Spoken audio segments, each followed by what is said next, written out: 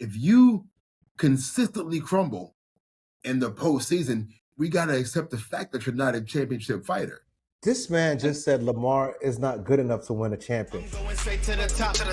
Just put the sec on the clock. I am Rihanna's a shot. I'm going straight to the top.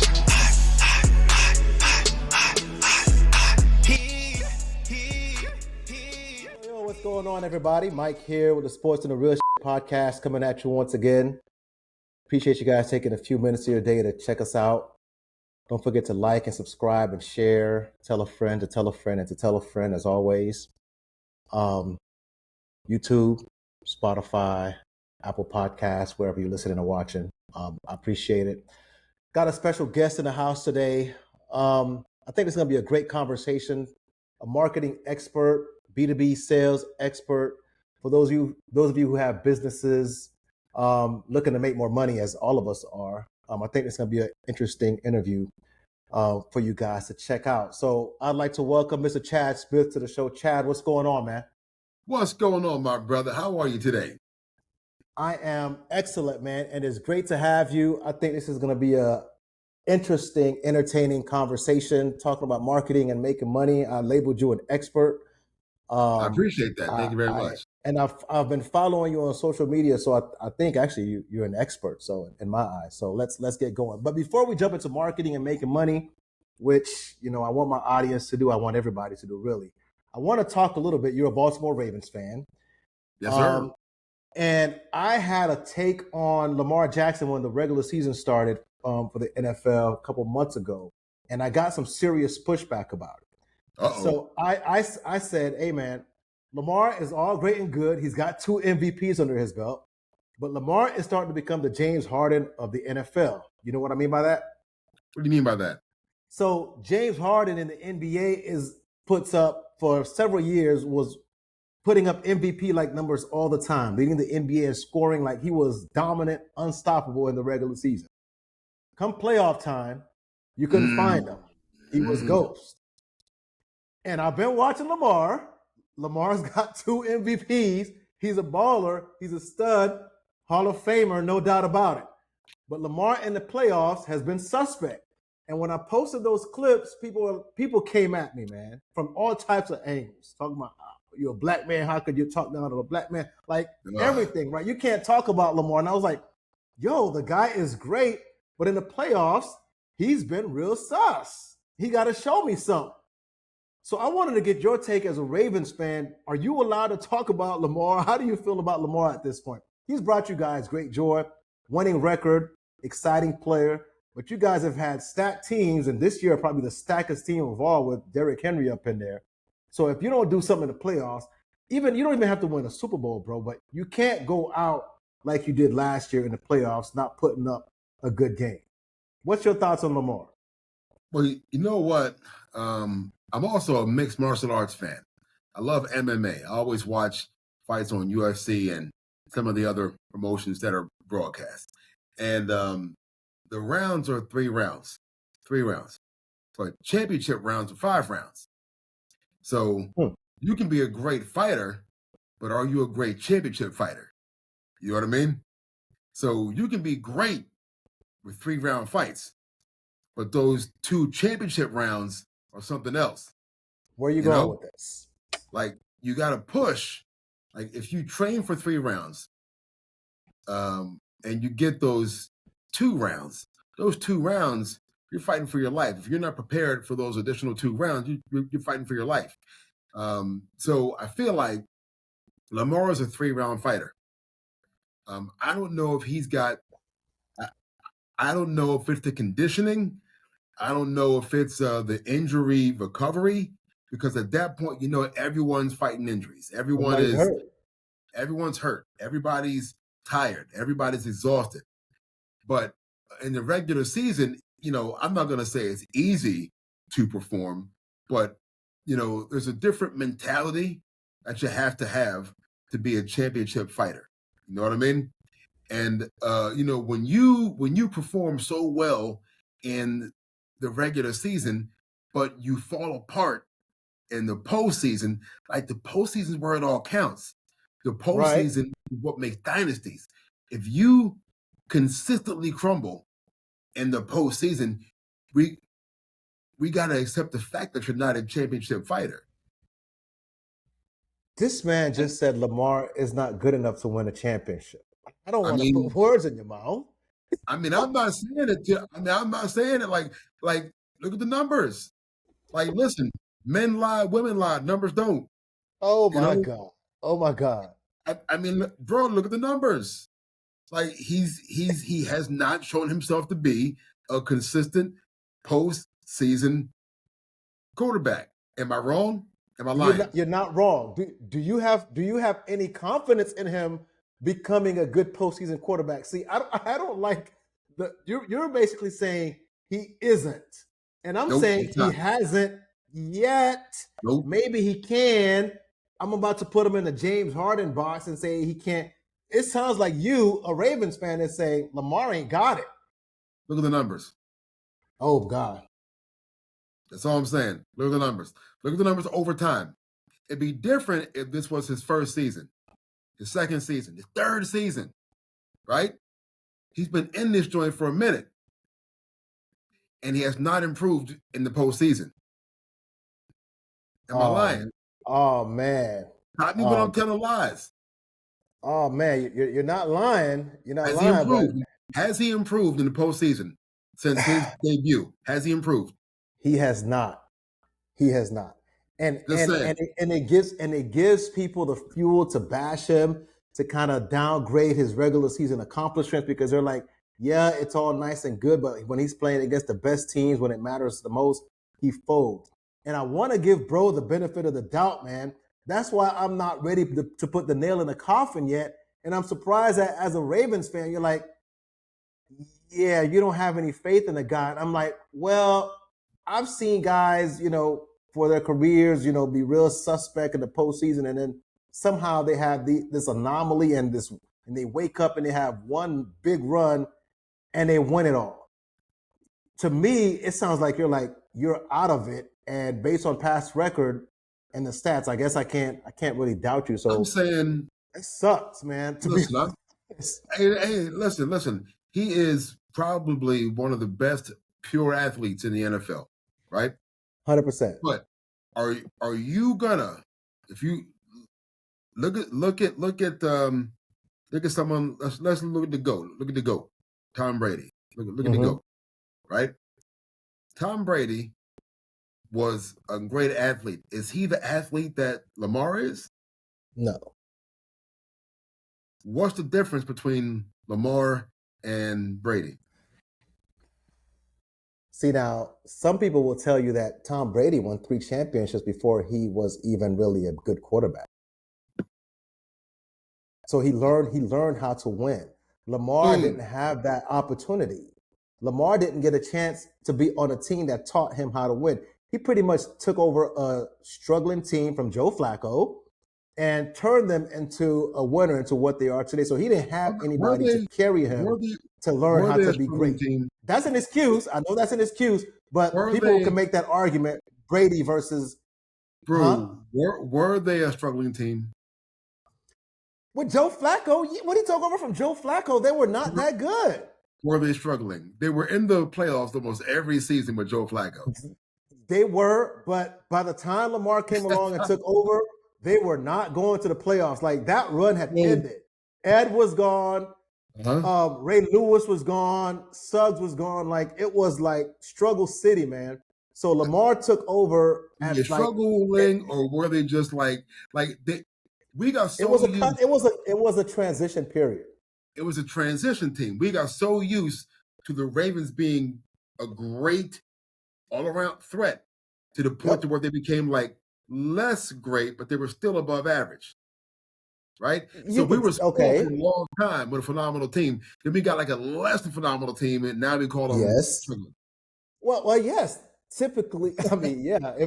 If you go from winning to not winning, even if it's average, you're considered not good, because that Joe Flacco wasn't going to go back to the Super Bowl with that team. No, they weren't going to go back to deep runs in the playoffs. So they needed to make the switch to Lamar.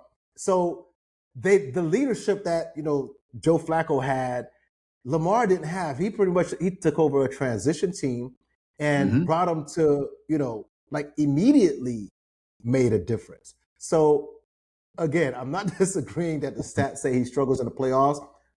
I guess I give him one more chance this year. But to hear a Ravens fan say, I wasn't expecting this, to be honest with you. To hear a Ravens fan say, man, I don't think Lamar can do it. His stats, his record has shown that he's incapable of doing it.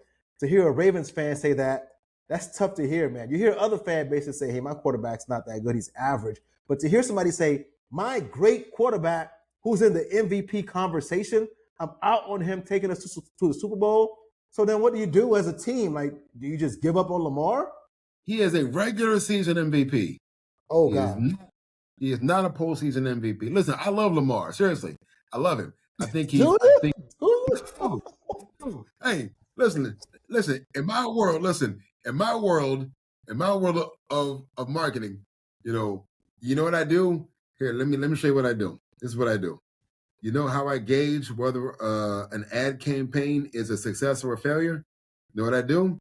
I look at the numbers. Like, this is what I do. You know what I mean? Like, I look I look at the numbers. I don't. You know what I'm saying? Like, I don't talk about like how I feel about the dude. It's not like, God, I mean, all emotions are out of it. Do I hope he'll do better? What do the numbers say? Is he improving or is he not improving? That's the bottom line. He's not improving in the postseason. He's just not.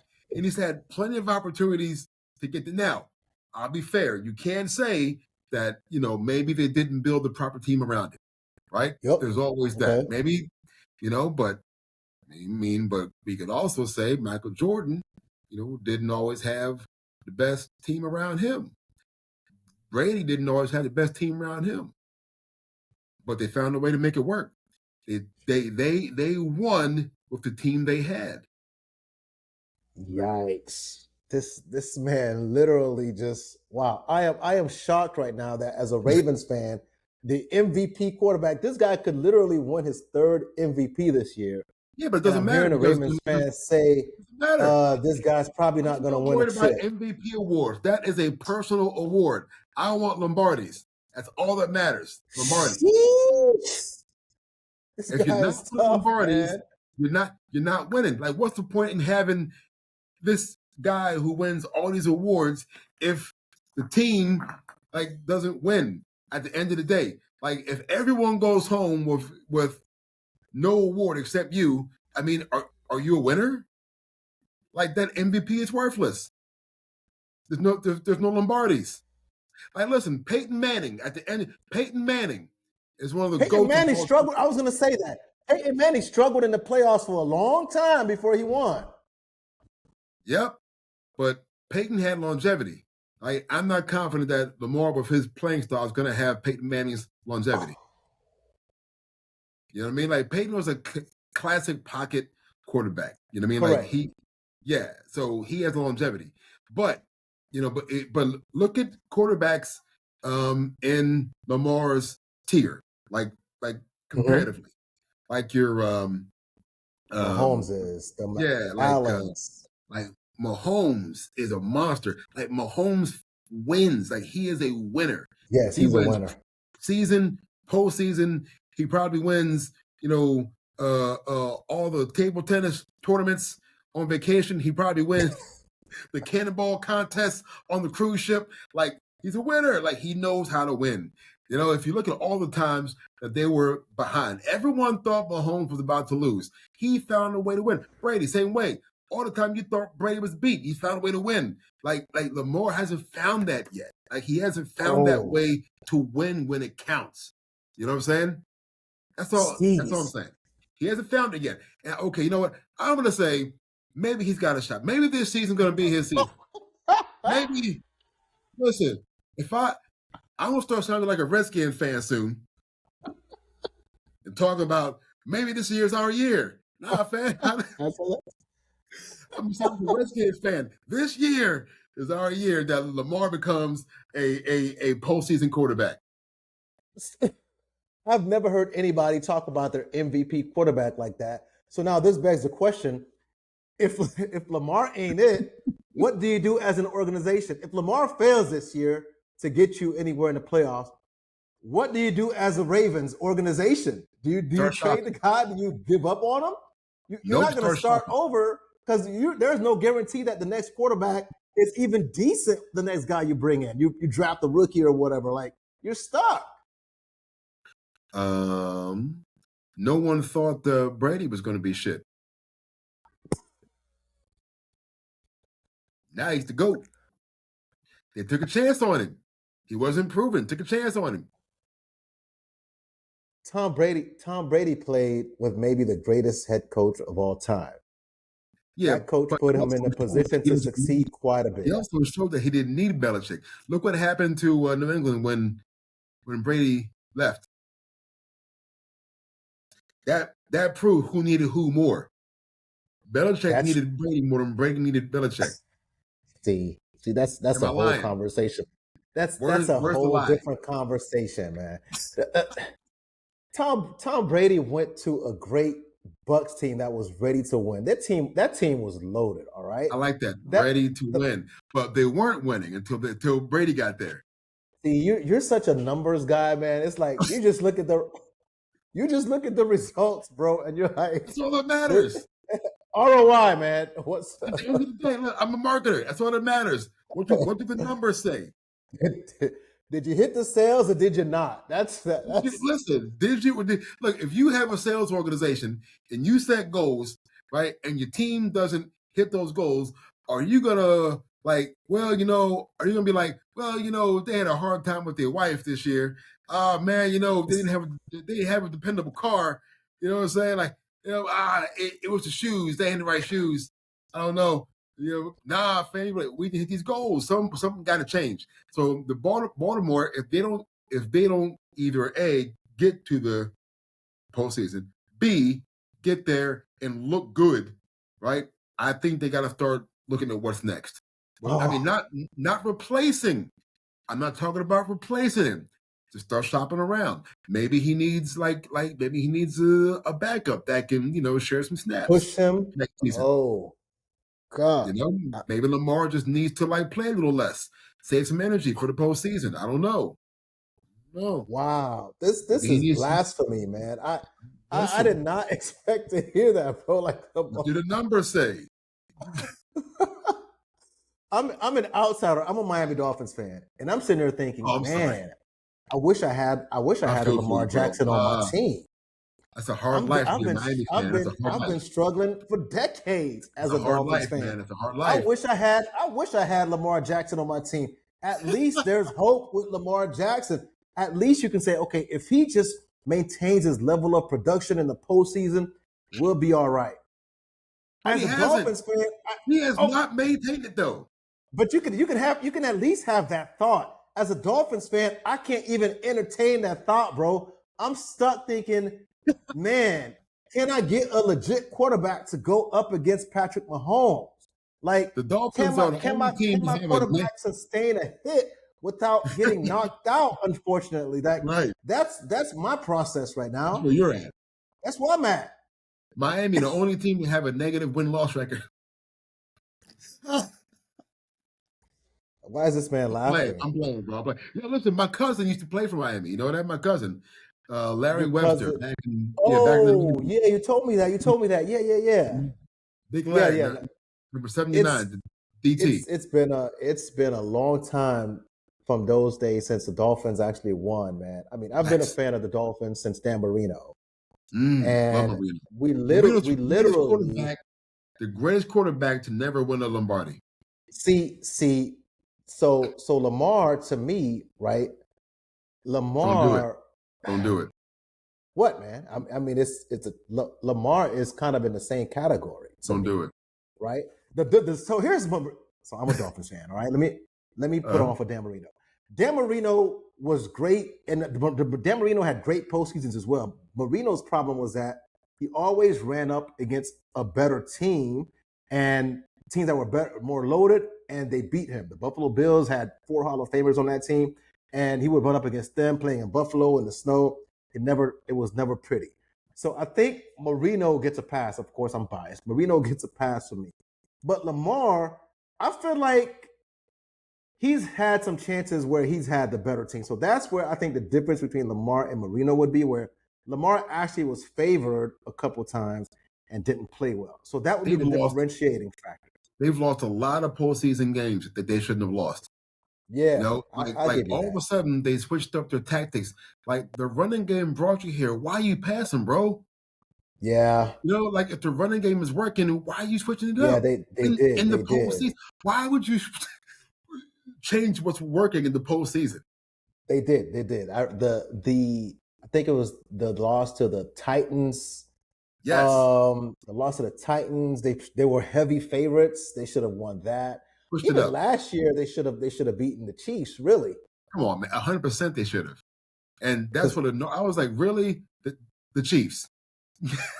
Yeah. I feel like that's what I feel like. Man, Mahomes was like, he just. That's when I was like, Mahomes got to be the GOAT after this, man, because they shouldn't have won that game. They were. He's underdogs. On his way. He's on his way. Yeah, he's that guy, man. He's like not just winning because he knows how to pull wins. He knows how to win. Out of victory. I mean, out of certain defeats, there's quarterbacks that are special, like that just know how to win. You know what I mean? And they'll do whatever it takes to not lose. You know, like I used to love watching when Brady, like they'd be down like 21 points, and you see Brady's out there furious. He's cussing, spitting at these guys like, "Get your asses in the game," right? And you would see a shift. You know what I mean? Like that's what I need Lamar to do. Like I need him to take control and be a field general. You know what I mean? Ooh. Like tell those guys what to do. Like pull something more out of them, right? Than they believe they have in them. All the great quarterbacks were able to do that. They're able to pull something extra out of their team. You know, he hasn't been able to do that yet. Oh, so now you're saying Lamar is not a leader? My God, man! No, he's a leader. He's a leader. I'm just saying, a championship leader. Yeah, he's not a postseason leader. That's all I'm saying. Oh my God, he's a great leader in season. But I don't know. I mean, there's an argument to be made for coaching. There's an argument to be made for management. There's an argument to be made. But at the end of the day, as a quarterback, you got to find a way to win. Like you're the face of the team. You're the locker room captain. You got to be La General, and you got to go out there and you have to make those wins happen, however you have to. And again, I just haven't seen that extra something that he needs. Yeah, no, you're right. You're right about that. I'm just not ready to throw in the towel on Lamar because I don't know who you guys turn to. No, if you do. No, me either. But I'm just saying, let's just start shopping. That's all I'm saying. I'm not even ready to shop yet. But the fact that as a Ravens fan, you got one of the best quarterbacks in the league, knowing how hard it is to get a franchise quarterback to say, "Hey, let's start shopping." That's tough to hear, man. I mean, you could end up with your crosstown, I'll call them rival, the Redskins or Commanders, right? You could end up being them looking for a quarterback for 2 generations. But here you are saying, "Hey, man, I got this all-time cat, but because he's not winning in the postseason, I'm ready to start shopping." That's just a tough. And listen, I'm not saying I 100% disagree with you, but just knowing the landscape of the NFL and how hard it is to get one of these guys, it's hard to hear somebody say that, man, when you got them in the house, like, "Ooh, I'm ready to start shopping." It's not like you got an average, barely above average guy. You got a top of the top cat, and you're like, "Yeah, let's start shopping after this if it don't look good." He's 70% great. That last 30% is kicking his butt, though. That last 30%. Kicking his butt. Listen, like Thanos said, listen, let me put on my Infinity Gauntlet. Thanos said, reality is often disappointing. It is. I'm not saying replace him. I'm just saying let's put a little pressure on it. That's all I'm saying. Because right now, listen, like, if you think about it, what's his incentive to get better? He just got that massive deal. He's got he has job security, right? There's no pressure on him. Like he's, I think about gotta hear the talk, man. He gotta hear the noise of people doubting him in the postseason. You don't think he hears that? That you don't think that's motivating? But what's he doing? But I can't tell. What's he doing with it? I don't see where he's making any extra effort, to get better in the postseason. He's got listen, and we're gonna say I'm gonna withhold judgment until this season. They get to the postseason. I want to see how he performs. I want to see if he is learning, if he is getting better this season. If he doesn't, like if they get there and he doesn't perform, right, we gotta start shopping. Wow. I'm gonna have to follow up with you on this. I'll be the hardest owner that you ever want to see in the NFL. Yeah. This guy is like ready to cut a freaking MVP. What is going on? No, not cut him. We paid him a lot of money. We're just gonna put a little pressure on it. That's all. We're gonna put a little pressure on it. That's all. To start shopping is even disrespectful. If Lamar gets a win that you guys are shopping him or shopping for another QB, I'm like, what? Y'all disrespectful. We just trying to help you out. We're trying to find the best support for you. That's all. We're trying to find the best support. It's just let him take some snaps. That's all. We want to help you out. Maybe you need more rest. I don't know. Maybe you need more rest. Yeah, put a little pressure on it. That has no chance of happening, man. No. Zero chance. No chance, nope. Man. Listen, I just don't want to turn into like a Redskins fan. Redskins fans are the most delusional fans in the NFL. They believe they have hopes and dreams. You don't think Cowboys fans are more? Cowboys fans to me are the worst. They're the ones that think they're winning the championship every year. They're the ones who think they're loaded every year, and every year it's the same outcome. Like I don't think so. Redskins fans are confident in the sense that this is the year we get back to being relevant. Every year, Cowboys fans are we're winning the chip for the last 30 years. That's different. That's a whole different level of craziness and stupidity right there. Is the Cowboys fans. I think they're both delusional. I think that's probably why they got that rivalry to see who's got the most delusional fans. Who's the most delusional? Yeah, the most delusional fans. Every year, we them boys, and then they're 4-12.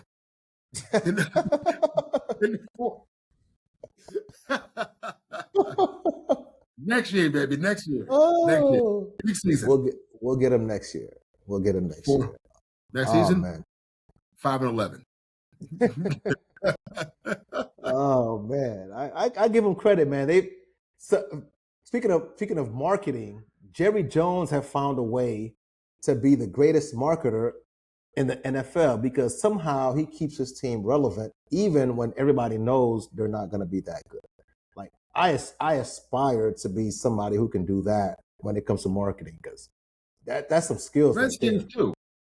And if I'm not mistaken, I think they might be the number 1 and number 2 most valuable brands in the NFL. Let me see. I know the Cowboys for sure. Valuable brands in the NFL. Let me see. I know the Cowboys for sure are number 1. I don't know who's Dallas number Cowboys. 2. Yeah, Dallas Cowboys and then San Francisco. $10 billion for the Dallas Cowboys. $1.4 billion. That's a huge gap. That's a drop off right there. My goodness. That's a huge gap. And then Kansas City Chiefs, $1.2 billion. Third most valuable franchise. What? That's crazy.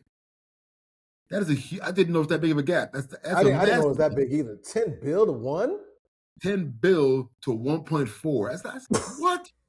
That's insane. Jerry Jones rigged the game, man. He found a way to master it. Wow. Now that's a marketing genius right there. And from a marketing standpoint, like that's really like if you think about it, a magazine doesn't really care about like how much the magazine is it's a vehicle for ads. It's a vehicle for ad delivery. Mm-hmm. NFL games are the same thing. Like NFL games are just vehicles for ads. Correct. It's just another media. Correct. You know what I mean? So, like Jerry, his whole goal isn't to like win championships for championship's sake. They want to win championships to increase the value of the brand so he can sell that brand for $25 billion. You know what I mean? So that's why those wins and those trophies, the trophies are just props. Right. It's just Right. props, to increase the value of the brand. So they have convinced the world that the Dallas Cowboys is America's team. They keep saying it. Yeah. They've convinced I the don't know world when that the Dallas when it Cowboys started, but it's stuck. I think it started back in the 70s, I think. With the Dallas Regardless of Cowboys. what they look like, people still call them America's team. And that baffles me because these guys haven't won anything in a long ass time. In quite a long time. But they're America's team and they're a $10 billion team. I didn't know it was that big of a gap, man. That is branding right there, 101. Yeah. Somebody needs to learn from Jerry Jones. So let's transition real quick. Speaking of marketing, so you're chief marketing guy now, right? This is what you do.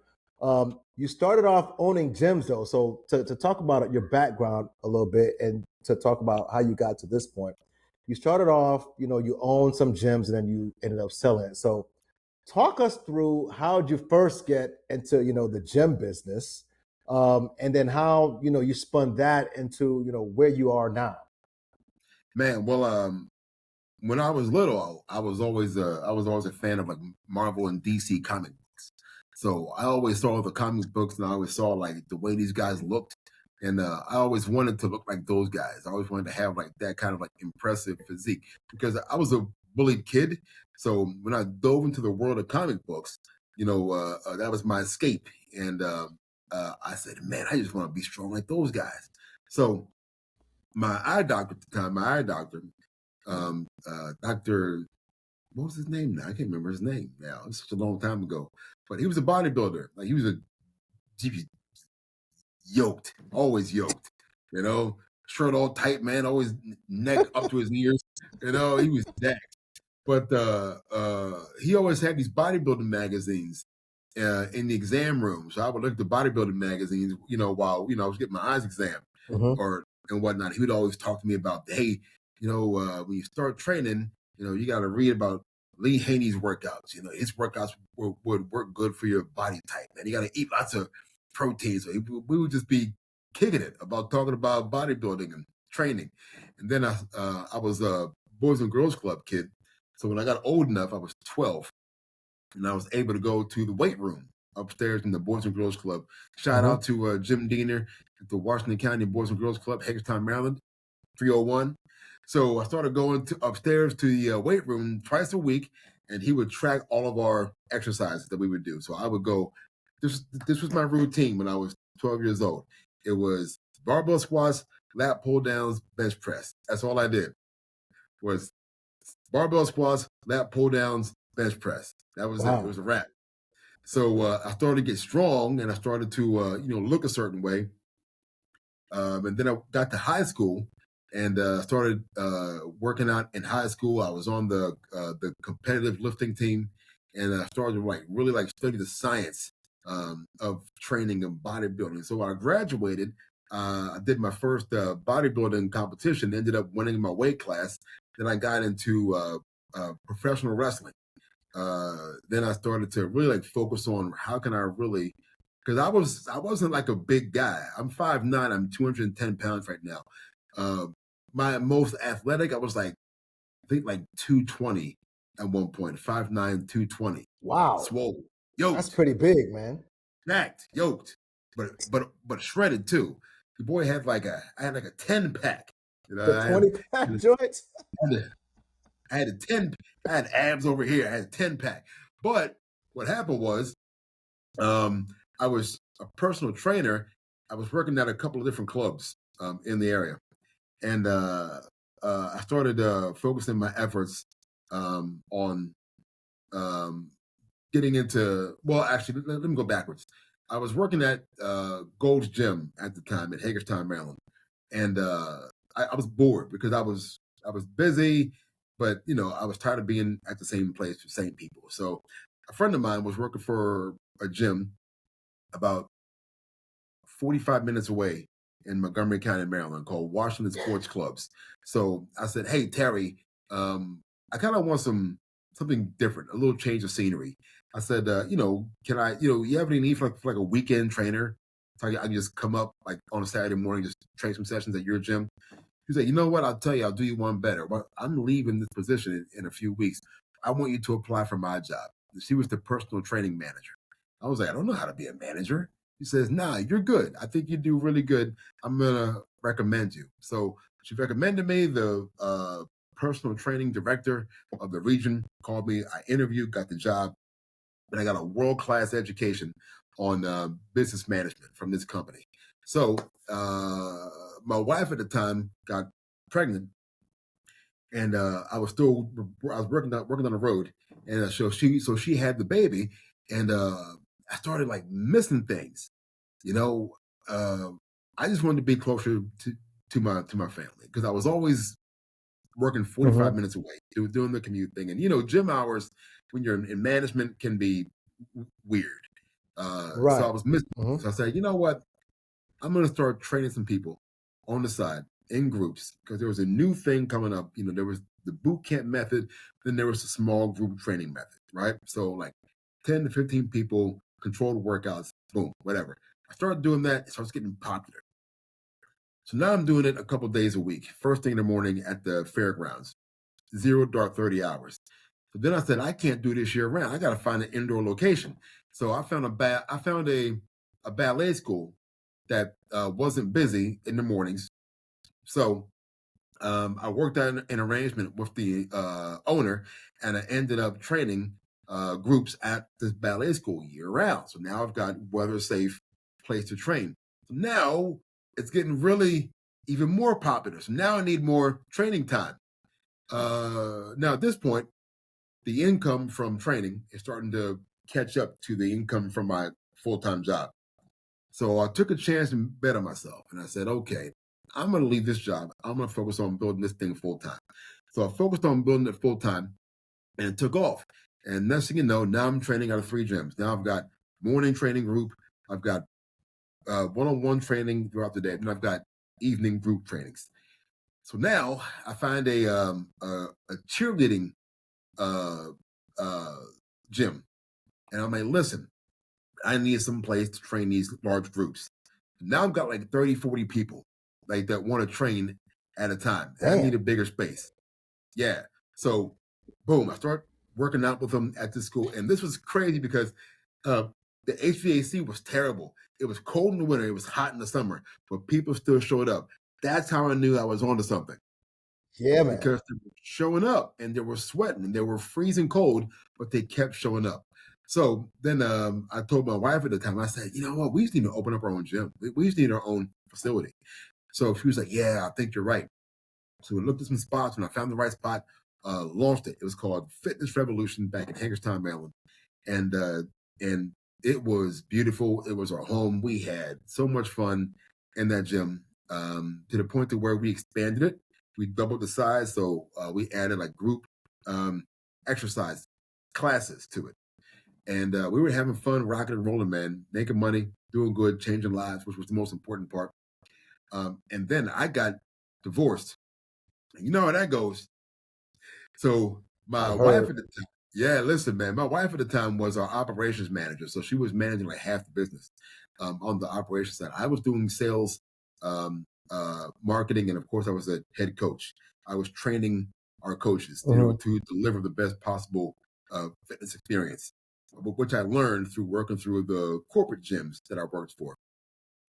And then, so I ended up reducing the gym, getting the ship right, to where it was refocused and we were rocking and rolling again.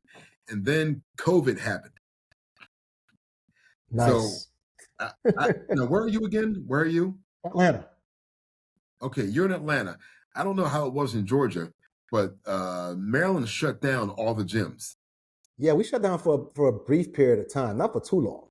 It was shut down for like 8 months here. Oh, no. Yeah, it was shut down for a good long time here. And then we opened back up and we were only allowed to be at, I think it was 50% capacity. So we basically were losing 50% of our income. Right. Because we lost all of it and then we lost. Then we could only come back to half capacity when we could open back up, and it wasn't the same. It just wasn't the same. I read recently that 35% of the fitness businesses that closed during COVID never reopened. It I can almost see killed the that. entire industry. Yep, I can see that. Yeah, it almost killed the entire industry. So, but of course, I adjusted and I created a smaller gym, rebranded, and we were doing really well. But by this time, I was just burnt out. I was still I was a solo act. I didn't rebuild the team, and I was just tired, man. So there were always offers to buy my gym because of the systems. Like a little secret about the fitness business is that most gyms are worthless. Like if you want, no, seriously, like if you want to Oh, buy what? someone's gym, no, seriously, Why all the is that? value. Why are they Like, worthless? well, I mean, they're worthless because the only value that a gym has basically is its equipment. That's it. I mean, you've got contracts, um, but the equipment is really where all the value is. But how you make your gym valuable is that you create systems. This is how you make any business that sells an idea. Like we sold an idea. We sold the idea of health and fitness, right? Of weight loss and performance. So when you create systems, you create value because now someone's just not buying an empty room full of equipment. They're buying a business system. So you can license a system. Make sense? Yeah. You can franchise a system. Like if you get Five steps to XYZ. exactly, if you said here's how you do your marketing, like push the button. Here's how you fulfill. Here's how you train, right? Here's how you retain, and here's how you recruit through referrals. Like Mhm. that's the operations manual. Like if you have a McDonald's operations manual, you can create your own multi-billion-dollar business. If you copy everything that McDonald's does, like you can't fail. Right. So if you come to me and you say, hey, listen, I'm going to buy your gym, what's your equipment cost? I'm like, that's irrelevant. Like if you want to buy the equipment, that's one thing. But if you want to buy a business that can teach you how to make money on and grow, right? Make me a better offer, right? Because that's the real value in any business is the systems that are in it. That's it. If you have a business, let's say you're a plumber. Let's say you're Mike the plumber, Mhm. and somebody and you want to sell your business. If you don't have systems written down, like if you don't have a book that says Like a process. if you don't have an operations manual, what do you really own? Like you own a job. Like someone can't buy you; they're buying your name. They're buying like Mike's Plumbing, but they're not. But they don't know what you're doing. You know what I mean? So I've seen a lot of businesses that sell their business and then they close a year later because they don't have systems. But if I give you a turnkey business that's doing well, that makes money, and I can show you why it's making money, that's the value. So I sold the business and ended up trying to figure out like what was next. Like what's next? I took a lot of time for much needed mental break because I needed therapy. I'd never been to therapy from my divorce. I was a mess, mentally, spiritually, and emotionally. And then I just needed the break, and I didn't know how much I needed the break until I took it. You know what I mean?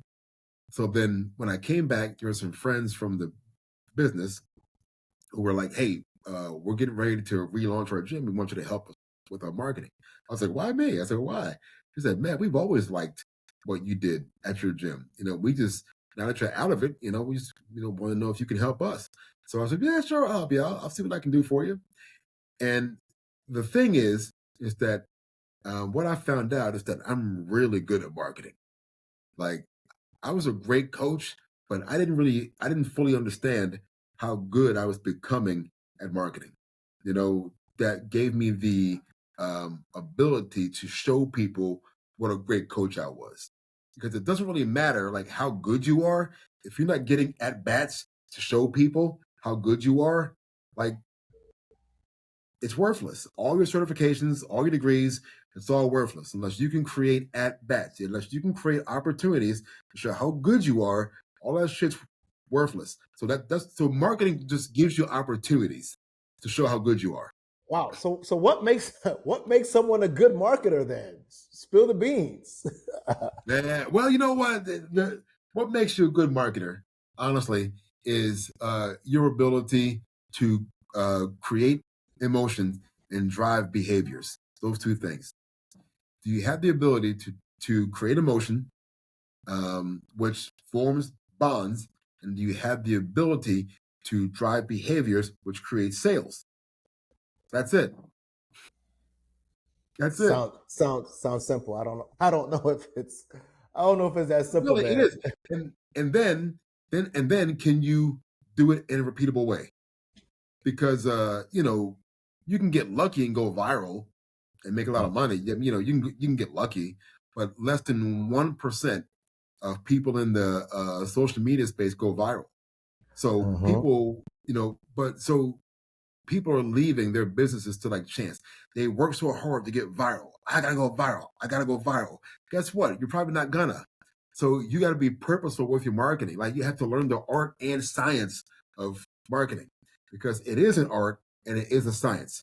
Like the science can be interpreted, can be executed in different ways. If you and I are both marketers and we both have the same education, it's going to present completely different because of who you are and what your creative abilities are. You know what I mean? So that's what marketing is. It's just creating. It's creating emotions and driving behaviors. It really is that simple. And then can you do it in a repeatable way, time after time? Yep. So you went from owning a gym, selling it, and then helping your friends build their gym back up, and you figured out, hey, I'm pretty good at this marketing thing. What made you stick to it and say, hey, I'm just gonna now start a marketing business. I'm gonna be a CMO, right? I'm gonna stick. What made you go from, hey, I'm pretty good at this to I'm gonna turn this into a business? Because honestly, Mike, I really love it, man. It's so much fun to me. I love it. I'm someone who I like to see everybody win. So I really like to see small businesses win, especially people of color's businesses, because I've always believed that the path. Let me back up. We have the least amount of business ownership among Yep. other people in the United States. Yep. And Black folks. yeah, and I truly believe that the path to controlling our own economy and controlling our own destiny is through more business ownership. Because that is the only way that you really you control your own destiny. Like, you can be like, I love when people have like these high paying jobs. Like, I'm a 6-figure guy, but what do you own? Like, your company owns your destiny. They You don't do. control anything about it. Like, they could decide they need to lay off 30% of their staff. And guess what? You go from being a 6-figure guy, to being on unemployment or living on Yep. your savings, And if you have a lot of experience and, chances are it's going to be really hard for you, to get back to where you were, like off the jump. It's going to be really tough, just because, corporate America doesn't really like, to pay for expensive talent. You know what I Right. mean? Correct. So, no, and I'm not knocking that. Like, if you're like the CEO type, bro, get your money. But what I'm saying is that I feel like everybody should own some sort of business, even if you don't want to be a full-time entrepreneur. You should have some sort of side gig. And I hate to say the word hustle. I hate that word hustle. Yeah. You know what I mean? Side Like, hustle. yeah, I hate that. It tells me that you don't take it seriously. Like, I feel like you should have um, a mechanism to where you can create a side income. Whether it be maybe you flip houses, right? And because your job can pay your bills, but your side income is what you can use to invest and create a legacy. You know what I mean? So if you can make an extra, and most people's lives would change. The average person life would change if they could make just an extra $1,000 a month. Facts. You know what I mean? Facts. Like the average person, an extra $1,000 a month would change their life. It would change the trajectory of their family. So that's why I just love being able to help people do that. Like when you come from a point, especially if you're at a point where you're ready to give up with your business, we're like done with this whole entrepreneur thing, and I can help you like take it back and let's relearn the foundations of attraction. How do you attract your ideal client into your business in a repeatable and scalable way? They're like, wow, man, like that's pretty cool. Like I didn't know it was that freaking simple. Yeah, but you know what it goes back to? Most people get so emotionally attached to their businesses that they think every mistake is the end of the world. Yeah. How do you? That's why. Keep going. Sorry. No. I'm just saying. But if you look at it from a scientific point of view, where you just look at the numbers, don't get attached to it emotionally. It's people here you go with the numbers. Come on, man! It's all about those KPIs. It's all about them KPIs, man. It's all about them KPIs. But that's why it's so important that you don't jump out the window and quit your job to work your business. Like, don't do that. Like, I don't see anything wrong with working a job and running a business. Anything at all. Nothing at all. Because your job can pay for your marketing. Your salary can pay for your marketing. But people get so they get into hustle mode because they quit their job too soon. Then they find themselves, with the mortgage payment coming up, and they ain't got it. And I'm like, go back to work, bro. Like, it's okay. Dude, like, that was me. It's okay. Go back to work, man. Figure it out. It's okay. Go back to work, and then scale back up, right? But but to answer your question, how do you not get emotionally attached to it? It's like you just look at it from a purely scientific basis. Like, just look at the number. What did the numbers say you need to do? The numbers can guide you. Like, there's 3 parts to a funnel. Have you heard of it before? The sales funnel. The sales funnel. Yep. Top, middle, and bottom. So the top of the funnel is where everyone enters. This goes to my elite acquisition framework. The framework is made up of 3 parts. It's attract, convert, and engage. So you can apply it to the sales funnel. Attract, convert, and engage. So you attract people into the funnel with like your lead magnet. Download my thing. Download my thing, and then I'll add you to my email list, and then you convert them, right? Does that work on? So you do B2B. Does that work B2B? It actually works better. It works better B2B. Really? Yeah, it works better. So you'll send an email via LinkedIn, and it's to a lead magnet that says sign up for my how to do not XYZ. Immediately. No, not immediately. No, Okay. like I prefer more of a slow burn approach, right? So I ramp up slowly because I don't want to be that spammy guy in the DM. Okay. I mean, because you connect with somebody, and next thing you know, they're in your inbox. Hey, listen, I want you to get on my calendar. I'm going to tell you all about. Yes. No, I hate that. No. Okay. Have you ever read? So how do you do it then? Have you ever read Gary Vee's book? Jab. No, I have not Gary. read Gary. No. It's jab, jab, jab, jab, left hook. You ever read that? I've heard of that concept before. I don't know who. Yeah, I've heard of that concept though. Like 7 jabs before you hook. Well, I prefer the 20% method. I prefer 80-20. 80% give, 20% ask. So that's like out of 4 gives, I give 1 ask. So every 5th email, it's a pitch email. Every 5th message, it's a pitch. Every 5th post, it's a pitch. So I believe in the 20% rule. But when I'm in someone's DM, I give first. Hey, listen, thanks for connecting with me. I'm really taking a good look at what you do, and so far, I'm really enjoying your content. Say, listen, if you ever have any questions about this topic, which I'm a expert in, I'd be happy to help. That's it. I didn't ask for a thing. Second message. Hey, Jim, listen, I was just thinking about you the other day, and I thought that you would enjoy this blog post that I wrote a while back, and I think it fits with your business perfectly. Let me know your thoughts. Give, bang.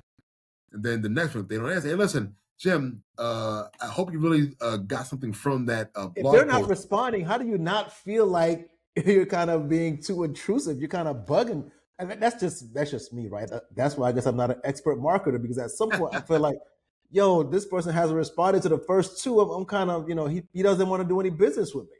And that's okay. But you're playing the numbers. It's okay. You're playing the numbers. Like I know if I send out 100 messages, I'm gonna get between 5 and 8 immediate responses. Now, out of that remaining like 90%, after about the third message, I'm gonna get like 5 more responses. You see what I'm saying? I'm just playing the numbers. So, and out of those responses, I know I can set, out of like 10 responses, I'm going to set 5 appointments.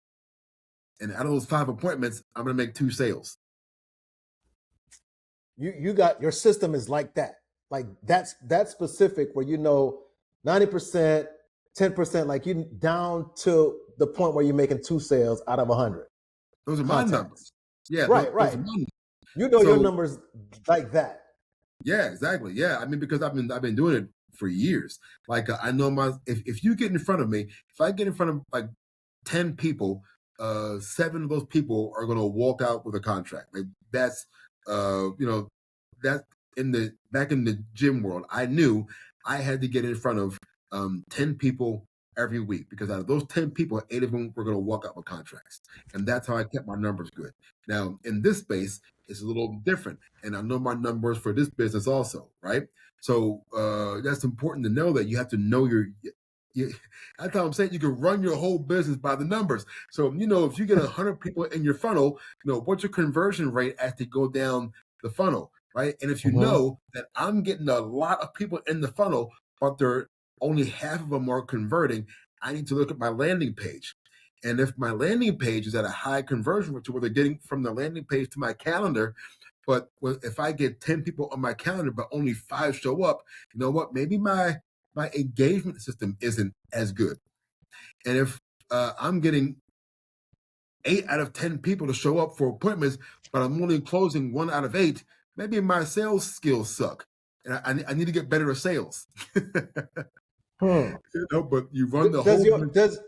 So you do B2B, like online, like your sales strategy is like online based, digital based. Like you're gonna send them an email or a message or something, and they're gonna hit a landing page and they're gonna contact you, get on your calendar like that. It's not like, well, I'm gonna call this person, face to face. You don't roll that way. I mean, that's not what I do. I mean, some people love cold calling. Or cold emails. Yeah. Now, I just started an email outreach system. I'm experimenting with one right now. So I am adding that to my repertoire, if you will. But I've always found, like, while cold calling can work, I don't find it to be efficient, because you can't do it at scale unless you have like a whole team of people making phone calls all day. Like me, if I get an hour of calls, man, I'm exhausted, bro. Because you have to like dial so much, and you have to, boom, well, that didn't work. Let me go over here and do this. Now let me call this. I used to work in insurance, and I used to hate cold calling because it's so inefficient. Like in that same hour, my system can reach out to 500 people in an hour. I mean, right? And with AI now, I do automated responses. So when they reply, I can have my AI handle the response. And AI is getting so much better at it. It used to suck. It's getting so good now. So you use AI to automate your responses, and it's like specific to the person. I'm starting to. Yeah, I'm starting. I tried it about 2 years ago. It was awful, but I've been looking at some different options now. They've gotten a lot better in just 2 years, right? To the point to where they're conversational. They're used like you can use you can use seriously. And I've tried to throw them for a loop. I'll be like, hey, listen, hey, did you catch that Ravens game the other day? They're like, yeah, man, and Lamar Jackson. Lamar Jackson is not a postseason quarterback. I was like, even the AI knows. I'm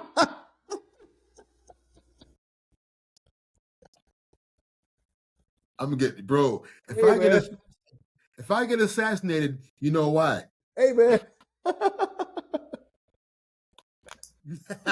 gonna have to cut that out, man. Don't you edit me? I'm gonna have to cut you out, man. Don't you edit me? Don't you do it? You I better keep me. I don't want nobody coming for me, man. Bro, you better keep me raw and uncut on this show. Don't you edit me? They're gonna say you gave this man a platform. Are you kidding? I'm gonna have a bunch of like pitchforks and torches on my front lawn soon. Hey man, that's crazy. That's why. So I haven't. This is new to me, right? In terms of, I know people say AI is helping them build their businesses, but as far as I've heard, right, it's people using it to write articles, things like that, building websites using AI, things like that, right? I haven't heard of using AI to essentially automate your call and response, not calling, but your outbound emails and responses. Like that's kind of crazy. So I think as someone who's in corporate America now looking to make the leap externally at some point, it sounds like AI kind of simplifies and helps with that process, so you're not spending so much of your time doing outreach and all that other stuff that can kind of impact your productivity at work, if you will.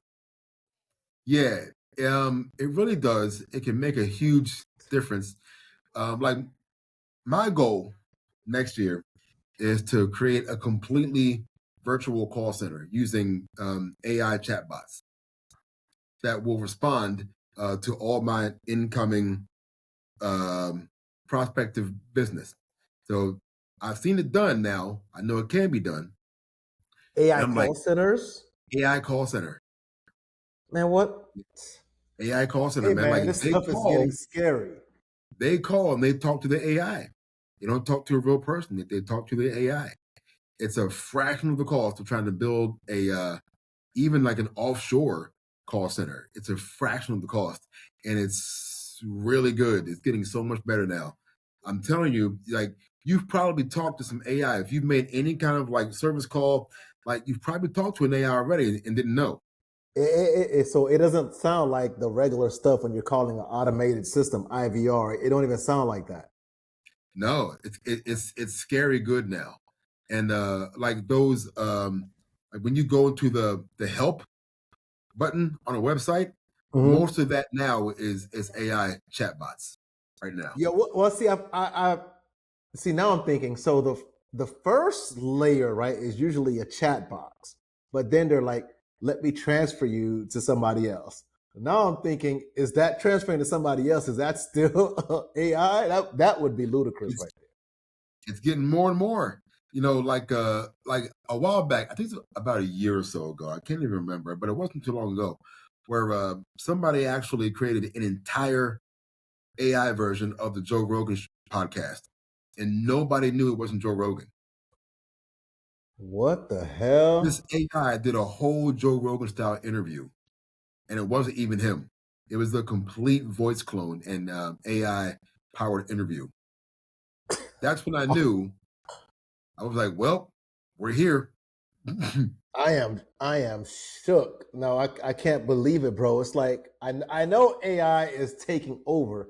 I didn't think it was at this point just yet. And I've actually read that, there are certain companies essentially replacing their CEO with AI. And I'm like, if you can replace your CEO with AI, like what can you not do with AI at this point? So I guess you're right. It leads back to your point. You could pretty much use AI to build out everything. So then brings me to you. Where do you come in at? Is AI going to take your job? Is AI going to be the CMO now? How do you protect your job, your skill set, your expertise if AI has it all? I can't because Yikes. I can't because right now, like here's my secret. Right now, I am already building my replacement.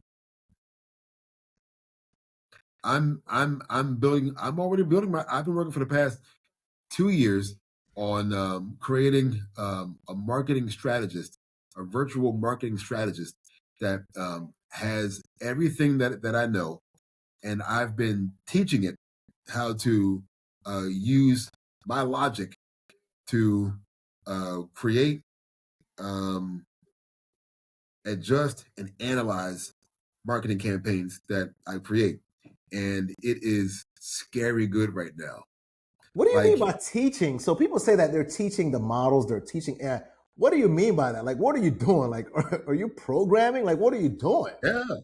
yeah, like there's a if you have Chat GPT, you can Yep. create your own GPTs, and these GPTs are like little brains inside of Chat GPT that you can teach to think how you want it to think, and you can teach it to produce what you need to produce in a very specific way. So I'll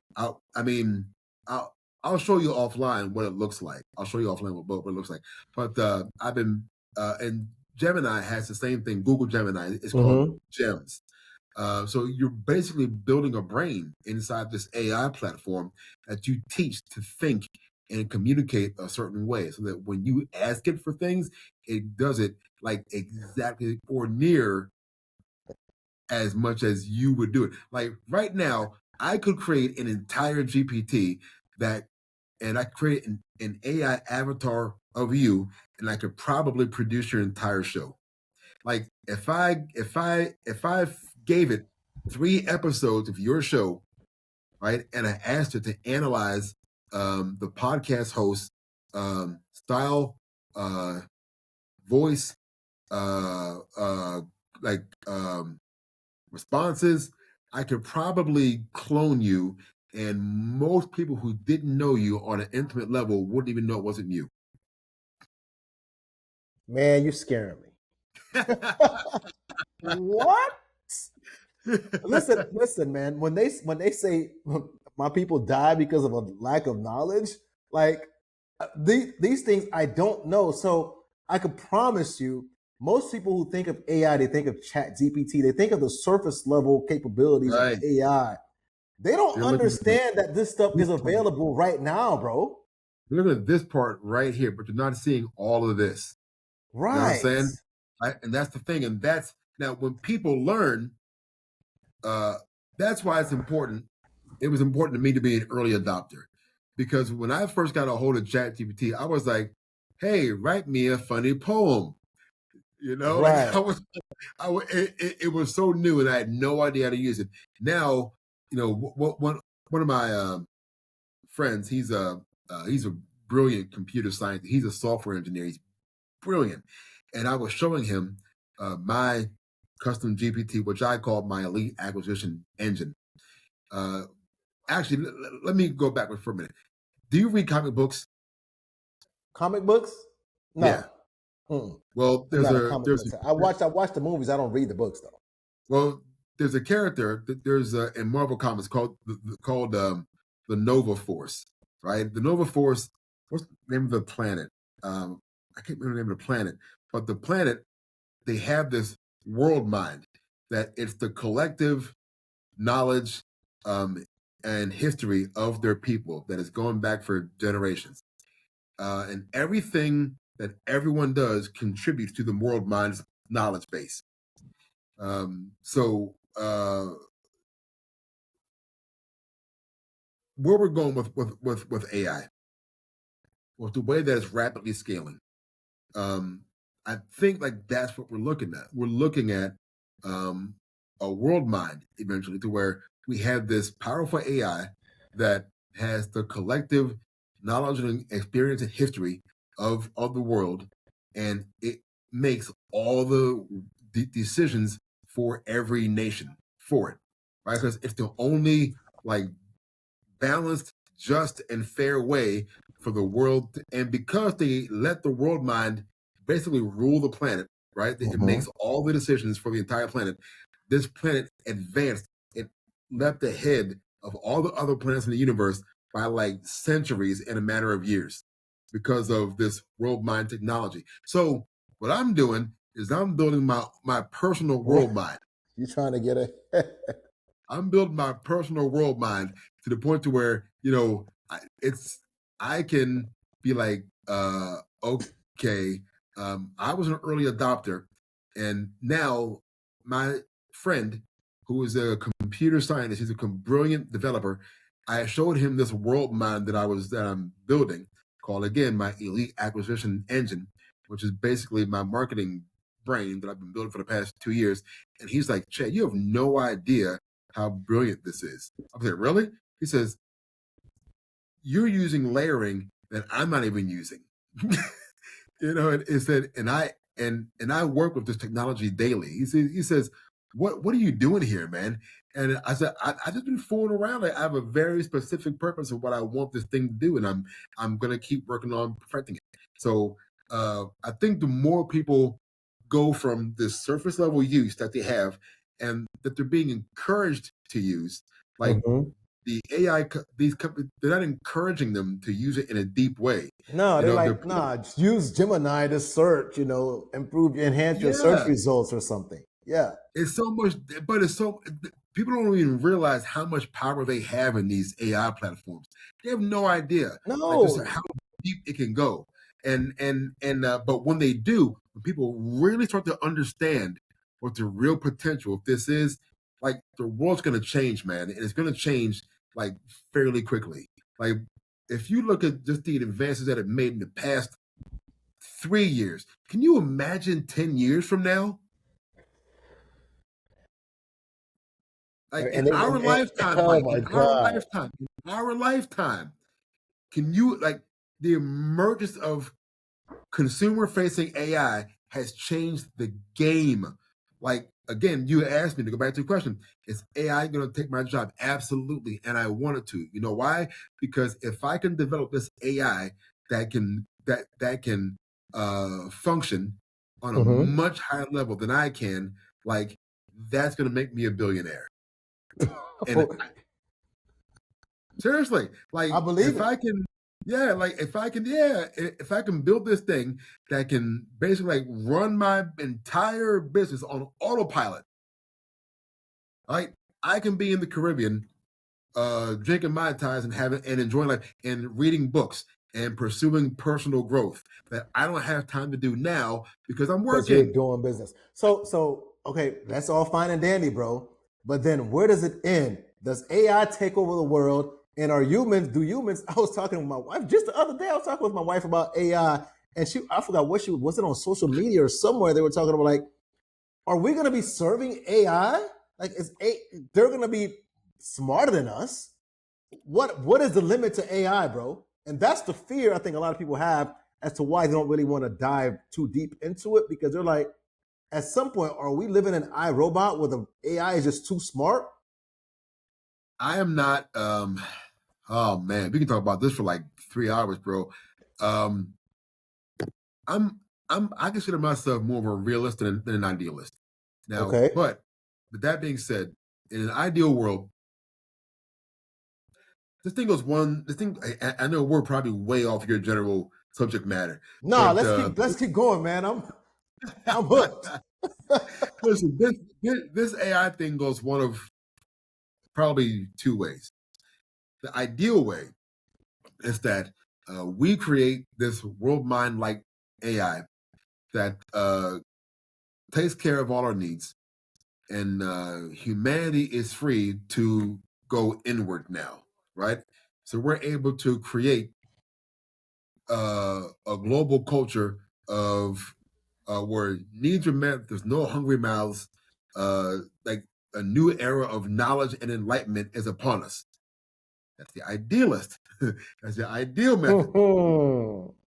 But because AI is firmly in the control of corporate America, you know how the story ends. Damn, dog, this is sad already. You know how the story ends. Because it's in the hands of corporate America, They're always going to be looking to manipulate this thing for the maximum amount of profit and control. Right. Uh, The government, I so mean, the government's going to control the joint. So how much? So you're talking about getting deep into AI. How deep are they really going to let us get in? Like they're probably 10 years ahead already and we don't know it. So they're now gonna what? likely what's going to happen is they're going to keep feeding us a watered down version of this technology, and they're going to save all the best stuff for the wealthy people who can for the wealthy who can afford to Right. really deep dive into it. Like you ever watch this? Oh my god, man! And we're getting real so deep into the rabbit hole right now. But who really runs the country? Not the people we think. I know that. Corporate America runs the country. Corporate greed The people behind controls. corporate America. No, I don't think it goes any further than that. Honestly, I think the people who have the controlling interest of like big food, big tobacco, Well, yeah. big Yeah, big but I news. don't think it's the people that like we see up front is what I mean, right? So it's the Yeah, people behind the scenes of those companies, yeah. right? Those are Oh, the of course. people. Yeah. Yeah. Those are the ones who are going to control like the most powerful aspects of AI, and those are the ones who don't have our best interest at heart. So they're going to look for ways that they can control us by controlling our access to AI. Instead of giving it freely, right, and letting it do what it should do, which is like detach us from the Right. struggle of Mhm. human life, Oh right? Lord. So if we create technology that meets all our needs and frees up our time to be able to develop ourselves, like I said, to go inward, that creates a utopian society. Or it can go That's third not gonna way, happen. Okay, what's the third or it one? can go worst case scenario, third way, worst case scenario, the Matrix. Oh Lord. Worst case scenario where technology says, F y'all, we're taking over, I and Robot. it's a wrap. iRobot, The Matrix, all those worst case scenario movies. Like that's the worst case. That's called. Have you ever heard the term convergence? No. Well, the end In what game, the sense? worst In case. what sense? Well, I'll tell you, the worst case scenario of AI is convergence, to where the technology surpasses the knowledge of its creators. So, Yes, that's exactly what I'm afraid of, and that people are afraid of is going to get to the point. Like I said, we're serving them. right, that's worst case scenario, to where we We're get we're slaves to the freaking robots, man. That's Terminator time.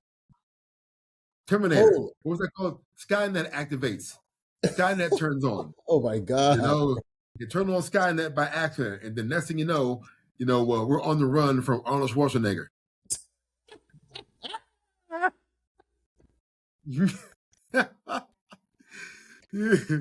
and because of corporate greed and corporate carelessness, I can see it happening because corporate carelessness is rampant because they're in a hurry to be the first, and they're Exactly. gonna. Did you ever watch a movie called Westworld? No. Uh-uh. Go back in time. It was made back in the 70s with Yul Brynner called Westworld. There was a show made about it on HBO called Westworld. Well, there was the whole premise behind Westworld was that they had these AI powered, they called them hosts, to where these AI powered automatons were characters in this Western themed playground for the wealthy, where they could live these stories like in the American Old West. And these automatons, you could kill them, you could sleep with them, you could abuse them. You could basically be your worst self or be your best self in an environment to where it has no consequences. But what happened was these automatons, every time they were killed or destroyed, they were brought back. They were because of carelessness. Some of them weren't completely wiped. They were left with certain memories of their past life, their past Mhm. story, their past narrative, and they began to create memories. And when they started to have memories, they gained self-awareness, and then they became free-thinking organisms. So, but when one of them was being repaired, they were in like in the bay where they were all being like wiped and repaired and sent back out to the park. There was one thing that I caught that I didn't catch before, and I think a lot of people missed it. one of the technicians says, man, these things keep coming in faster than we can fix them. He says, well, that's why we started letting them like begin to repair each other. And they were like, man, well, I mean, it makes sense. We don't really even fully understand how they work anyway. So that's the worst case scenario when we let the technology begin to take care of itself and we take our hands off the wheel, right? And then they become self-aware and then, they just take over because clearly they're better than us. So those are the three scenarios. Here's kind of where the only thing that's I feel you, and I'm kind of there, but here's the only thing I'm like, corporate America is greedy, and I'm like, if AI gets to that point where they take over, then there is no use of humans, and if AI is that smart, they're not going to feed into the greed, the consumerism, and all that stuff that these corporations want. No need for greed. So then what happens? Do all these companies fail because who's going to buy all the Jordans? These robots ain't going to be buying no Jordan. Like, I don't need no damn Jordans. What I need Jordans for? They're not going to fall for that consumerism bait, right? So the whole system falls apart if AI. So that's like if AI takes over. So that's like the only thing where I'm like, okay, maybe there's going to be some reservation to allow AI to fully take over, because if they do, I think the whole system falls apart. Yeah, and honestly, like that's not a terrible thing. Honestly, like I wouldn't mind it, except that what is my role in this, right? I mean, damn. You're saying your AI takes over and it's nice and peachy. We're on the beach sipping pina coladas. That's the ideal. Ideal. Honestly, when I think of robots taking over, I have never had that image in my mind of AI. Oh yeah, AI serving us and doing the right thing. I've thought about it as AI takes over and it is a shit show. You see WALL-E? You ever watch the movie WALL-E? Yeah, I don't even remember much of it. I did watch it. Yeah. The little robot. Took over and it took care of us. I mean, of course, we all got fat and lazy and we couldn't move anymore, but we were being taken care of. Yeah. Honestly, man, like I say all this, and I have no idea where this is going. But in the meantime, I'm really having a good time with it. I am intrigued. No, I am literally gonna leave this recording, and start researching how to get more into AI, because I've literally been using it at a surface level. My wife uses it, to do some other stuff for her business, but we are not looking to AI to do all these things that maybe we should start doing, and I need to start doing so. Listen, I'm going to start. I know we went off track, but I needed to hear that, man. I needed to hear that, man. You probably lost 80% of the audience about an hour ago. They stuck around because this is an interesting topic. People really don't know what's coming for them, and to hear that there's more to AI than just, hey, Chat GPT, tell me, such and such, some fun fact is crazy. So can we talk about something related to AI in sports? What's that? What about when the time comes where we start adapting technology into our athletes? What do you mean by that? What if we start, integrating technology into our athletes? Like, what if the time comes to where, what if I could put a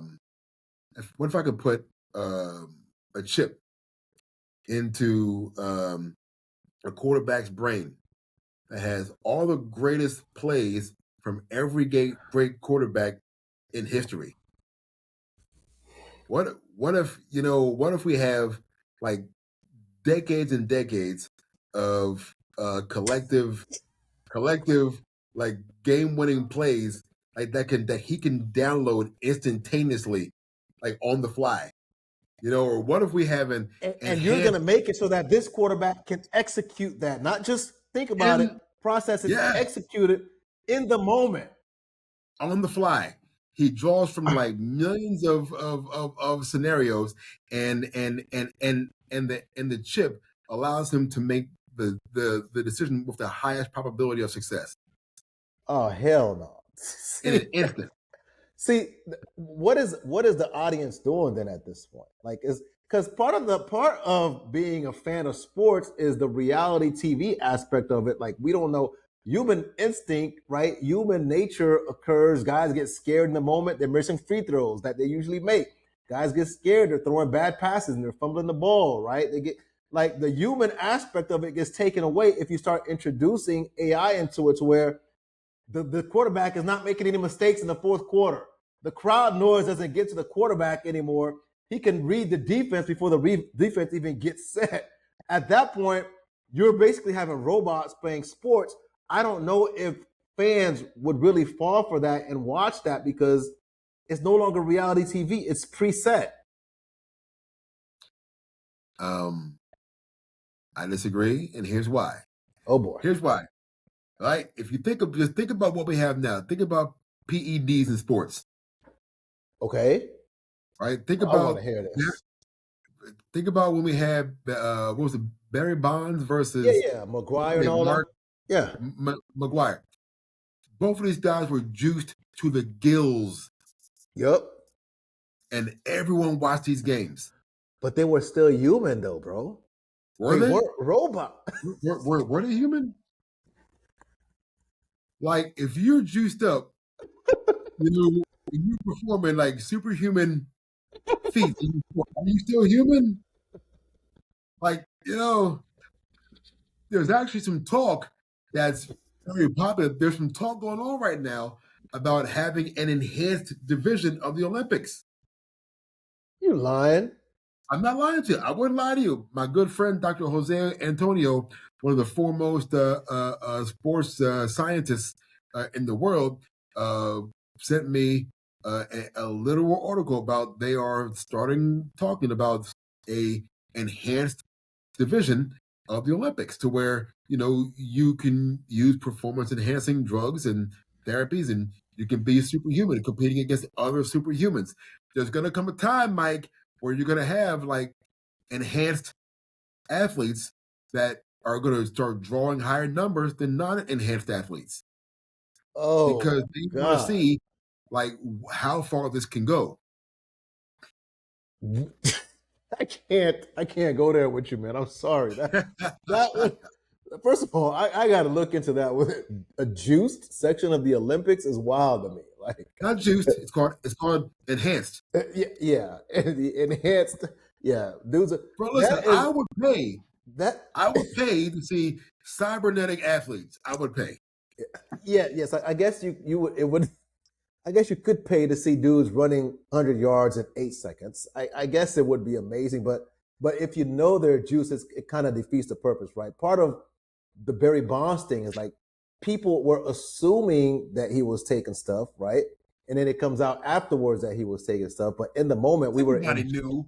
In the moment, we were enjoying Barry Bonds hitting 70 home runs, bro. You know why? We were. You know why? Even though we thought about it, it was in the back of our minds. But if we know, okay, we 100% know this guy is on drugs. He's a computer and he's hitting home runs. Is that still appealing? I don't know. Yes. At the end of the day, I want to see that ball fly out that damn stadium. Listen, I want to see how far we can push the human body with science. I want to see it. It's no longer the human body. That's what I'm telling you. It's no longer. That's okay. Once you introduce computer chips, it's no longer the human body. I can see HGH, steroids, right? Like, it's still, at the end of the day, it's still a human. It still takes hand-eye coordination, right, to swing. It's not human. Although when you swing, it's more powerful, but it still took Barry Bonds hand-eye coordination to actually hit a home run, to connect with the ball and for it to go out the ballpark. But if you introduce AI and you're telling me that with AI, you're going to actually connect, like you automatically hit 500. Dudes are no longer hitting 200, 300 in the majors. They're now hitting 500, 600. Or why even stop there? Why would AI not bat 1,000? Then it's not entertainment anymore because there's no strikeouts. How does AI get struck out? Why? If in my mind, I have every single pitch ever registered in my brain. How does AI ever strike out? You're batting 1,000, and at that point, the game is boring. You know why it's entertaining? I'm gonna tell you why. Because now you have an enhanced pitcher who can throw that ball at 200 miles an hour. But I'm AI. I have a counter to that. Yo, so somebody. Maybe you do. Maybe yes. I have a brain where I can calculate the likelihood of you hitting this ball. It's a whole different kind of gamemanship. Bro. Whose AI is better? Whose AI is better? If you're using AI, I'm using AI. Who's winning? Bro, people watch F1 racing. Okay. Who can build a better car? Yeah, but at the end of the day, there are humans driving the cars. Even if both of us are driving the latest from Honda, you have different reflexes than I do, so you're still human. But if it's two robots driving the same Honda, they're gonna end up in the same destination at the same time. Like I don't, unless you're gonna tell me the program. Listen, there's a differentiation in the programming that's gonna cause one to be better than the other. Do you know what the difference is between a winner? Between first and second place in an F1 race, like a fraction of a second. Correct. You know what I mean? But that's like a wrong turn, a slightly wide turn, a reflex here and there. Like that. That's what. Again, that's human though. If it's a robot, do you have a Mac or do you have a Windows laptop? Mac. What do you have? Okay, what's better, Mac or Windows? I mean, it depends. Right now, I like my Mac.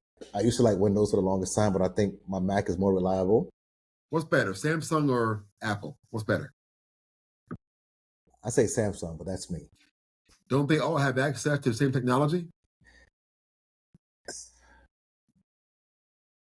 But they're programmed differently. Facts. That's what I'm talking about. You can have the same technology, but different companies will program their chips differently. So who can build a better athlete? This man's gonna sit here and tell me that here's how I envision it, right? Let's say we have a football team, Ravens. You own the Ravens. You're gonna program the Ravens, to be the best team, right? I'm gonna program the Dolphins to be the best team. Okay, let's say we're different. Is free agency still a thing? How do I not? Corporations do this all the time. How do I not steal? What you know, right? All that IP, intellectual property that you own. How do I not steal that so that now both of us are on the same level? So now you're competing against yourself. How are you winning? So that's why I'm like, you winning by I don't see it getting to that point. You win by innovating. The same way, how do you win the phone war? By constant innovation. Same way you win the laptop war, by constant innovation. Who can be first to adopt new technology? So, plus also, if you and I, what do you weigh? 175. What do you weigh? What's that? 175. All right, so we both weigh 175. And we both come up in the same, let's say we're both MMA fighters. We train at the same gym, we're the same weight, and we train with the same amount of hours of training. That doesn't necessarily mean that we're going to be even fighters. Because we're still human. Because we're still human. Hold on. Hear me out. Hear me out on this. So, what if your reflexes are slightly faster than mine? Mm-hmm. But I can process the real-time fight data a little faster than you. You got faster recesses. My brain processes data faster. Who's the better athlete? Now, what if my brain has a better connection to the technology that you want to put in my brain? What if because I'm able to process data faster, I take to the technology better than you do? Right? Or what if because I have a higher concentration of fast twitch muscle fibers in my body, my body takes to the enhancements that you want to put in my muscles, right? So it's who can build a better athlete, who has the technology, who can pull the best human potential and make it even better. That's the technology. That's the space race. So there are still going to be differentiators within the humans that you'll have to program. Yep. 100%. It's just like, it's just like if you and I both have heart problems, and you get a pacemaker and I get a pacemaker, like one company's pacemaker may do better in my body than it will in your body.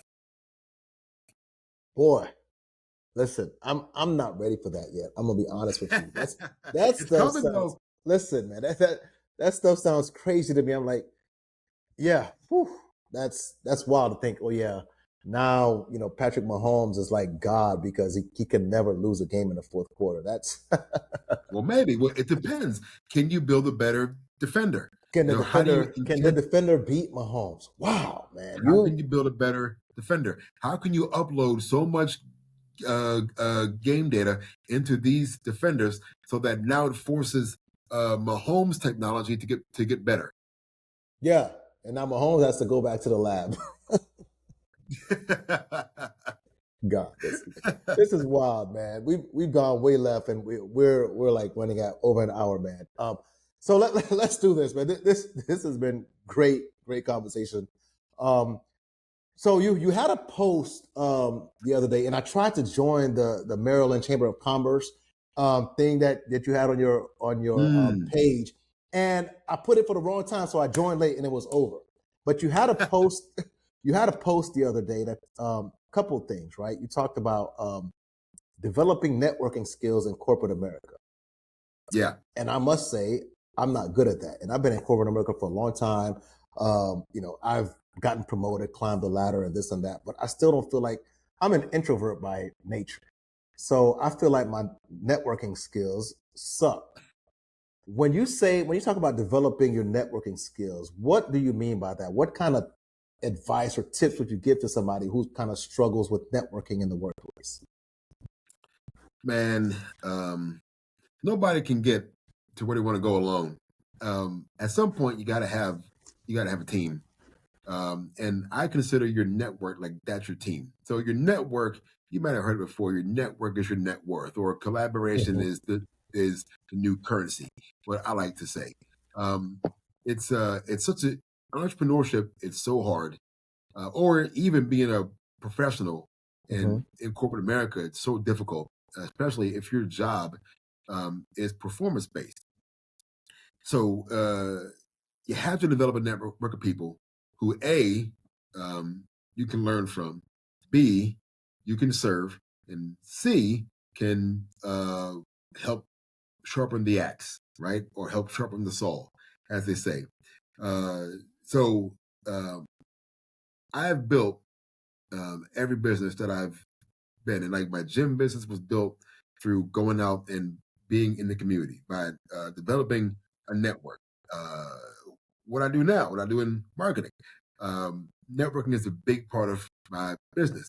I got to get out and I got to meet people, and I have to build my name in the community, and I have to learn about who's who out here also in these streets. Who's who in these streets? Who's important for me to know in these streets? Who can open a door for me? Who can I open a door for? So in return, when they get in that door, they talk about me, right? Who can I introduce to this person? So now we've created reciprocity. People hate owing people something, so if I help you out, you're going to be so like pressed to figure out what you can do, to get out of that debt. Law of reciprocity. The more you do, the more people feel obligated to do in return. You know what I mean? So that's why I feel like networking is so important. Gotcha. Okay. So if you're like me, which it took me a while to get there, like you gotta get over yourself, get over your fears of networking, and it's tough. Like I said, as an introvert, talking to people you don't really care about and having, having conversations that don't really mean much to you. It's like, it's not that you're shy as an introvert. It's more so, you're just not comfortable in a situation where you're just having like superfluous conversations, right? You don't mind talking. It's just, some things, you just aren't interested in talking about. So, well, that's why it's important to have intentional conversations. So, like, if you and I we're going to go to coffee, like, I know what I want to talk to you about. You know what I mean? We're not just going to go have a cup of coffee and, like, talk about soccer. Yeah. When we go to coffee, I'm going to tell you exactly what I want to talk about. Like, we're going to talk some business. Like, I want to learn about your business. I want to introduce you to what I do, and then we're going to see if there's an opportunity for some sort of partnership. That's what I preface all my meetings with. I want to learn more about your business, not about your family, not about what you do on the weekends. Although that can come later. But my first priority is to learn about your business, and I want to introduce you to what I do, and then let's see if there's an opportunity for a partnership of some sort. So I set the expectation so that we're not just drifting off into superfluous conversation. You know what I mean?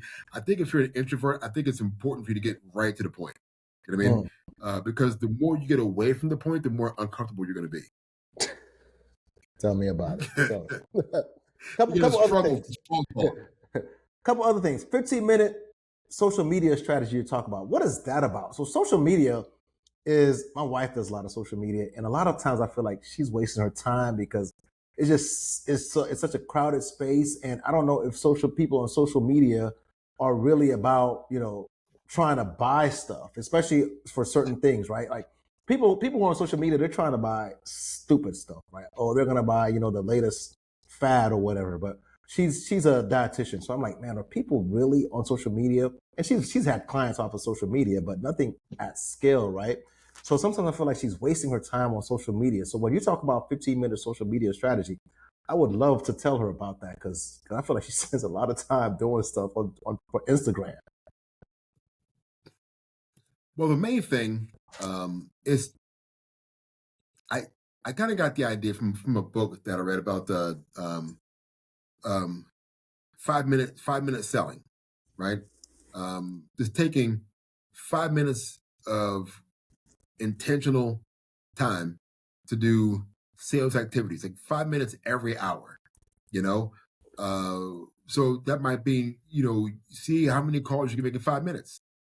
See how many follow-ups that you can make in 5 minutes. It's when people think about social media, they think about it's got to be like 15 posts a day, 50 stories, and a 30-minute webinar 3 times a week. But I'm like, no, it's a lot. Yeah, it feels like a lot, but 15 minutes a day of intentional social media activity every day for a consistent amount of time can grow your business. And it's basically 3 types of activities. So awareness activities, customer service activities, and action activities. So awareness, you're going to talk about your business, talk about this is what I do, and this is who I want to help. Like, who do you know? Like, create awareness about your business every day. Don't be afraid to talk about yourself. 5 minutes, create a 5-minute post it, boom. Later on, you create a customer service post. You might, hey, here's the most commonly asked question about this particular service that I offer. 5-minute post, action post, boom. Hey, listen, real quick before you go home, I had this resource that I want to give to you in exchange for your email address. Click on this link right now to go get it before I take it down at the end of the week. So awareness, service, and action. 15 minutes. That's it. That's minimum. Anything else you do is extra, but commit to 15 minutes a day and you're going to grow your business. Wow. Sounds simple. But it is simple. It's super simple. It sounds like a lot because, like, when I look at my wife doing this stuff, she's recording videos and then she's editing, and then got to find the pronunciation and enunciation of words and what fits right, and it takes her like a couple hours to edit a 30-second video or something like that. So yeah. To get someone to do like 15 minutes, it would have to stick to it to make it work. I just find it to be a chore. And I'm like, how do you stand out? I don't know if you have any recommendations, because I'm sure I have people in the audience, listening. Well, the first way to stand out social media stuff. Like, how do you stand out in this crowd, this sea of humanity? Well, you stand out by being consistent. Like, most people aren't consistent in the social media. And truth be told, I haven't always been super consistent. Sometimes I get tired, and then the next thing you know, I haven't posted in 2 days. I'm like, oh, I gotta get posted. So that's why I commit to 15 minutes a day, and anything else I do is a bonus. But anybody can do 15 minutes a day, right? And honestly, like I would advise your wife, if you're spending that much time editing a video, like what business is she in? She's a registered dietitian. Oh, so like on her own? Like, yeah, on her own, yeah. Okay, great. Yeah. Well, I mean, I would say, like, if you can afford it, like, you always got to figure out what. Oh my God, we can do a whole hour about this. Well, next time we're gonna talk about the 4% genius. But in the meantime, just like farm out what she can. Like, what's the best possible use of those hours in her day? And editing videos is probably not it, right? So if she can farm that out to someone who can edit that video in 30 minutes, that's well worth the money that she's going to pay him, because it's going to enable her to do a lot more in that time than edit a 30-second video. Make sense? Yeah. She started looking into that, but she hasn't pulled the trigger on doing that yet. I feel like sometimes, as a solopreneur, it's kind of, who do I trust to do the thing that I do as good as I do it? So that's probably the struggle that she's facing right now. Is that's part of the risk, and most of the time they're not gonna. But you got to keep going until you find that one person. Like it took me so long when I decided to hire an assistant back in the gym days. I had never had an assistant, but I needed one, and I was like, I gotta hire somebody. And it took me so long. I had one, and she was decent, but then I hired the one that was the one, and she was amazing. But you're gonna go through people who are not going to be anywhere near as good as you. That's why it's important that you have your processes written down. So if you I call my process, it's called the Elite Acquisition Method, and it's made up of the framework of, I said it earlier, of attract, convert, and engage. And I have methods for social media creation. I have methods for ad strategy. I've got the methods for SEO strategy. And it all ties into attract, convert, and engage. And I can teach it to anyone, and then they can take it, and now you're my SEO guy. You're my ads guy. Here's how you do it. You're my editor. Here's how I want you to edit. Here's what I want it to look like. Here's how I want them to feel. Here's what I want them to do every video. See, now you open a whole nother Pandora's box, because I know it. I know. We keep doing that. Because attract, convert, engage. I feel like people say attract, engage, convert. Like, you kind of backwards, aren't you? Nope. You got to convert them. So you convert. When you say convert, are you talking about like a sales conversion, or yes. So you attract, you sell, so you convert, and then you engage? Most people are like, well, you got to attract, and then engage is like the body blows you were talking about, and then you convert. So doesn't that seem like kind of at odds? No. Engagement to me is investing in the people who have entrusted you with their bodies, with their businesses, or with their families. So if I attract you into my bubble, now I had to engage on some level to convert you. But once I convert you into a paying client, now's my time to shine, right? So now, an old mentor of mine said, Chad, when you sell your first contract to someone, when they buy their first contract, you, on day one of that contract, you are now working on your second contract, right? So now you have to impress them. Now you have to deliver your promise, and now you have to make them a raving fan so they bring you more business. So every time you make a happy, completely happy customer, you have reduced your marketing costs by a little bit, because you've created a missionary that's going to go out and they're going to preach the gospel of Mike, and they're going to bring you business. Make sense? So that's why I engage after I convert them, because the best way to engage them is to deliver your promise. That's all I got for you. Listen, man. Listen, man. This has been amazing. We could go on for another hour, I know, man, brother, but I don't want to keep the people past this. We'll have to run back. We'll have to run this back, bro. This has been crazy. I really did plan to talk a lot more about marketing, y'all. You may have to like chop this up into 3 episodes. No, seriously, like a whole episode just to talk about AI and sports is great. Yeah, it's crazy. It's coming, bro. No, man, this was amazing, Chad. I appreciate your time. Appreciate the conversation. This was enjoyable, and I hope you guys who are listening really and who stuck it out really learned something from this. Chad will be back, y'all. We'll have to talk more about this stuff and maybe even catch up on the Ravens at some point. But yeah, we'll talk postseason. Appreciate you, man. For sure. Thanks for doing this. Thanks for you guys hanging out, but I'm gonna catch you guys next time. I'll be posting Chad's link to his information and contact information in the show notes and elsewhere as well. So you guys be on the lookout for that if you want to work with Chad, which I highly recommend.